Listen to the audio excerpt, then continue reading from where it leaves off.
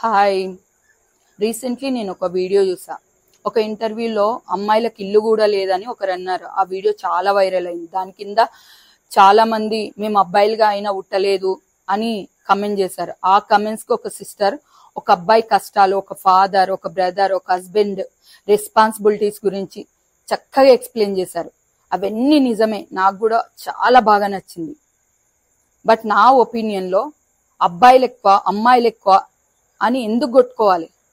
Both are equal. అమ్మాయిల support అబ్బాయికి ఉండాల్సిందే, అబ్బాయిల సపోర్ట్ అమ్మాయికి ఉండాల్సిందే. ఒకరికి ఒకరు తోడు ఉండాల్సిందే. సృష్టి ధర్మమే అది. ఏ ఒక్కరు లేకపోయినా కూడా అసలు సృష్టే లేనట్టు. అండ్ అమ్మాయిలకు ఉండే కష్టాలు, అమ్మాయిలకు ఉండే బాధ్యతలు అమ్మాయిలకు ఉంటాయి. అబ్బాయిలకు ఉండే కష్టాలు, అబ్బాయిలకు ఉండే రెస్పాన్సిబిలిటీస్ అబ్బాయిలకు ఉంటాయి. ఒక తల్లి తండ్రి కలిసి పెంచితేనే ఒక కిడ్ చక్కగా పెరగగలుగుతాడు, సొసైటీకి రాగలుగుతాడు. చాలా మంది అమ్మాయిలకు కొన్ని పర్సనల్ టైమింగ్స్ లో లేదంటే కొన్ని సందర్భాలలో అబ్బాయిలుగా ఉట్టింటే బాగుండు అనిపించిండొచ్చు. అబ్బాయిలకు కూడా సమ్ టైమ్స్ అనిపిస్తుంది ఆ కష్టాలు భరించలేనప్పుడు అమ్మాయిలుగా ఉట్టింటే బాగుండు అని. బట్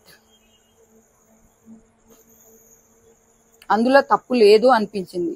ఎందుకంటే ఎగ్జాంపుల్, ఒక బేబీకి బర్త్ ఇచ్చే టైంలో అయినా సరే, ఎవ్రీ మంత్ అయినా సరే, ఇంకా వేరే కష్టాలు అనుభవించేటప్పుడు అయినా సరే, మేబీ ఆ ఫీల్ అనేది రావచ్చు.